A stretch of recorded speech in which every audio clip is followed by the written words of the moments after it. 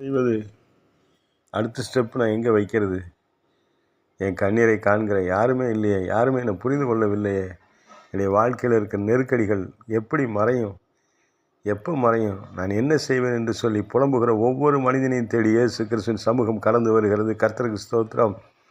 கர்த்தர் நல்லவர், அவர் கிருபை என்றும் உள்ளது. சேனைகளின் கர்த்தர் பரிசுத்தர், பரிசுத்தர், பரிசுத்தர். மகா உன்னதமான தேவன், வருத்தப்பட்டு பாரம் சுமக்கிற மக்களுக்கு இளைப்பாறுதல் தேவன். அவன் உன்னை விட்டு விலகுவதும் இல்லை, உன்னை கைவிடுவதும் இல்லை. நான் உனக்காக யாவை செய்து முடிப்பேன் என்று சொல்லுகிற தேவன், உனக்காக வழக்காடுகிறவர், உனக்காக யுத்தம் பண்ணுகிறவர், உனக்காக யாவை செய்கிற உன்னதமான தேவன் நீ கண்ணீரை மாற்றுவார். எந்த மனுஷனையும் நம்பியிருக்க வேண்டிய அவசியம் இல்லை. ஏனென்றால் உனக்குள் தேவனுடைய ஜீவ சுவாசம் இருக்கிறது. நீ ஜீவ ஆத்துமா. அந்த ஆத்துமா தேவனுக்கு சொந்தம். மரணத்தை ஜெயித்தவர், பாவத்தை மேற்கொண்டவர், பாவங்களை மன்னிக்கிறவர், உனக்காக சகல சத்தியத்திற்குள் உன்னை நடத்துகிற பரிசுத்த ஆவியானவர் உன்னோடு கூட இருக்கிறார். அவருடைய சமூகம் உன்னோடு கூட இருக்கிறது. கவலை வேண்டாம். ஸ்தோத்திரம்.